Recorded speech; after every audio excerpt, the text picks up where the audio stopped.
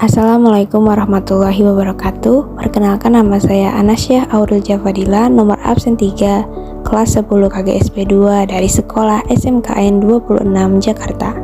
Dalam tugas video kimia kali ini, saya akan membahas polimer asam nukleat yang berupa DNA. Pertama-tama, mari kita mengetahui apa itu definisi polimer.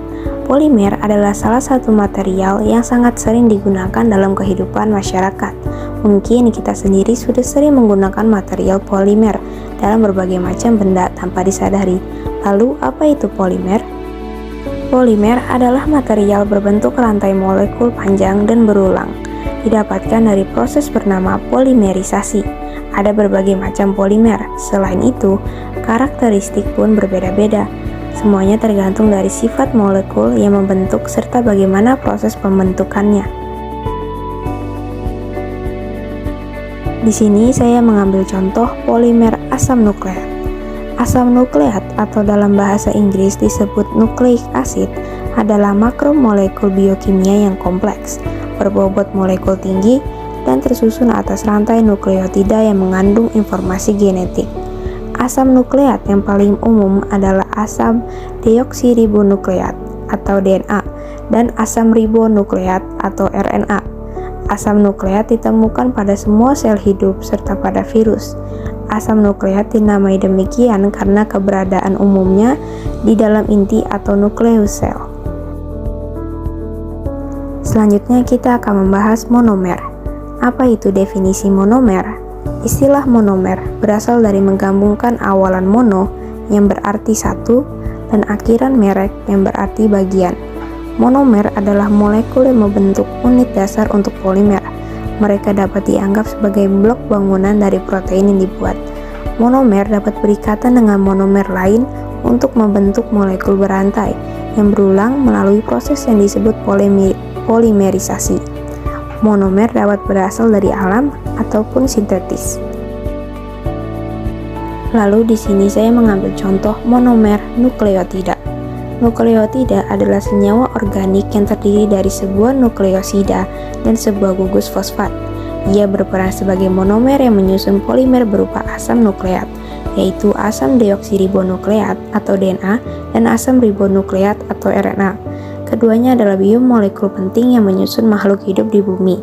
Nukleotida diperoleh dari makanan dan juga disintetis dari hati dari nutrien. Satu nukleotida terdiri atas satu fosfat, satu gula, dan satu basa nitrogen. Reaksi polimerisasi.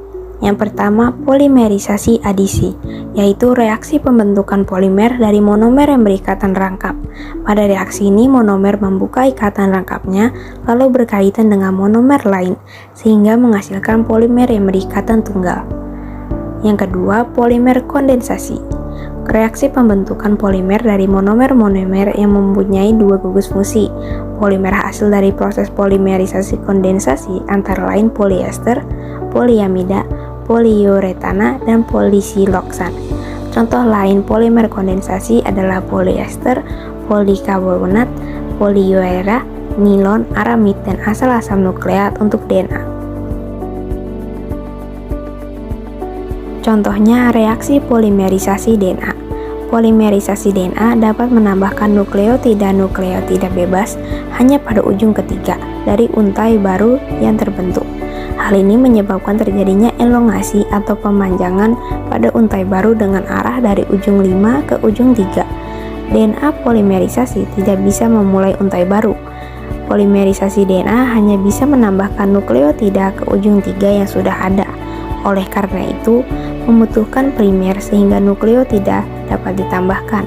Nukleotida yang ditambahkan yaitu salah satu dari 4 deoksiribonukleosida tirosfat, DNTP, yang terdiri atas dioksiadenitri fosfat, DATP, deoksisitosin trifosfat, DCTP, deoksiguanitri fosfat, DGTP, dan deoksitimidin trifosfat DTTP yang kemudian setelah reaksi pembentukan DNA oleh DNA polimerisasi berubah menjadi nukleotida monofosfat. Tidak lupa, polimer DNA juga menimbulkan masalah. Masalah yang ditimbulkan adalah sebagai berikut. Adanya penyakit keturunan yang berasal dari adanya mutasi DNA, dan mutasi DNA dapat menyebabkan seseorang menjadi cacat atau memiliki kekurangan. Tidak lupa manfaat polimer DNA yaitu sebagai berikut.